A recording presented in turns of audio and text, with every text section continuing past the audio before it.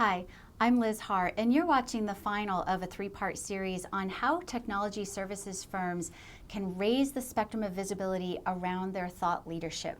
Now, if you watched the first two, you might remember that we talked about two strategies in particular that we found to be very, very effective in raising visibility around thought leadership, and that is, number one, direct contact, allowing your audience to directly experience your expertise through a modicum of ways. The second strategy that I talked about is writing. So proving and demonstrating your expertise through well-written thought leadership that has a whole system of things in back of it to support that.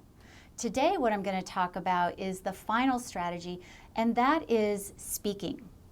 Now, you might recall from the other two videos, the tricky thing about expertise in general and thought leadership more specifically is that these are invisible.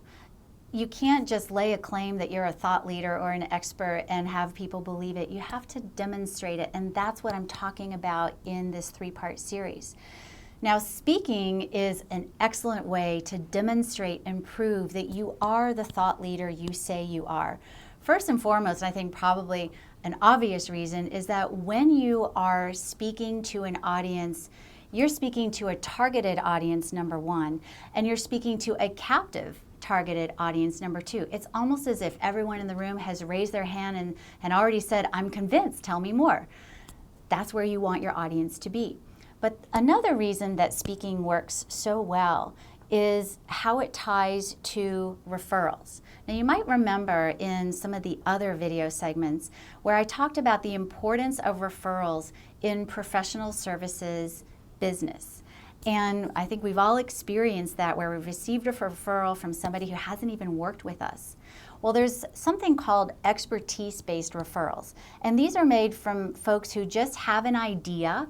Maybe it was through seeing some of our thought leadership, but also through hearing us speak. They just have an idea without ever having worked with us that we are able to solve the problem that the rest of the world is trying to solve. So take a look at this chart. I just want to show you some of this research that I'm referring to.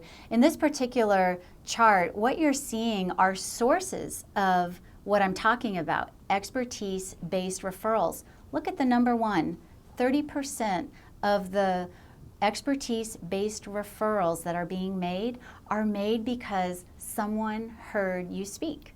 It's as simple as that. Speaking is such an effective way to demonstrate your thought leadership, and people are convinced in a way that other strategies don't necessarily convince. Now, the other thing I'd like to mention is when you tie a speaking strategy to a well-honed writing strategy, it makes it all the easier to be tapped as that premier keynote speaker or the panelist sitting at the table with other preeminent thought leaders in your space. Speaking doesn't necessarily work when you're just chasing after random events and you get in front of the wrong audience. You can end up wasting a lot of time.